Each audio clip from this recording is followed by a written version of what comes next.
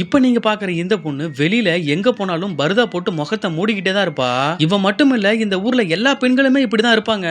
அப்படி இவங்க இத மீறி வேற யார்ட்டையாவது முகத்தை காமிச்சா இந்த ஊர்ல பொறக்க போற குழந்தை இறந்துரும் அப்படிங்கிறது இவங்க வணங்குற தெய்வத்தோட நம்பிக்கை.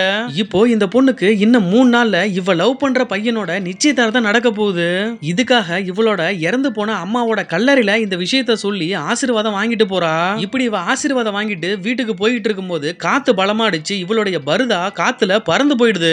இப்போ இவங்க ஊர் சம்பிரதாயப்படி இவ முகத்தை யாரும் பாத்திர கூடாது. அதனால அவசர அவசரமா போயிட்டு காத்துல பறந்து போன இந்த பருதாவை எடுத்து அவ முகத்தை மறைச்சுக்கிட்டு அவசர அவசரமா வீட்டுக்கு போறா. யாரும் பாத்திருக்க மாட்டாங்க அப்படிங்கிற நம்பிக்கையில சாதாரணமா அவ வீட்டுக்கு போயிட்டு அவளுடைய வேலையை பாப்பா. இன்னும் 3 நாள்ல நிச்சயதார்த்தம் நடக்க இருக்கிறதுனால இவ லவ் பண்ற பையனை பாக்குறதுக்காக அவங்க எப்பயுமே மீட் பண்ற இடத்துக்கு போவா.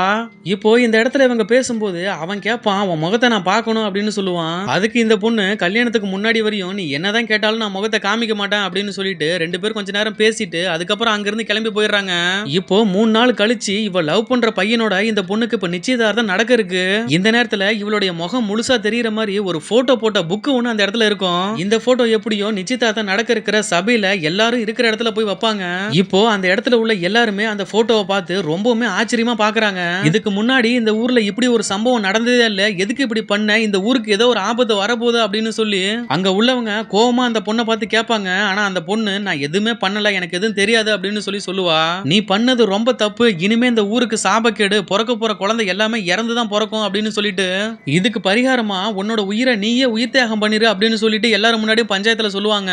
இதுக்கப்புறம் இந்த பொண்ணுக்கு என்ன நடந்துச்சு அப்படிங்கறத பார்ட் 2 வீடியோல போட்டிருக்கேன், மிஸ் பண்ணாம பாருங்க.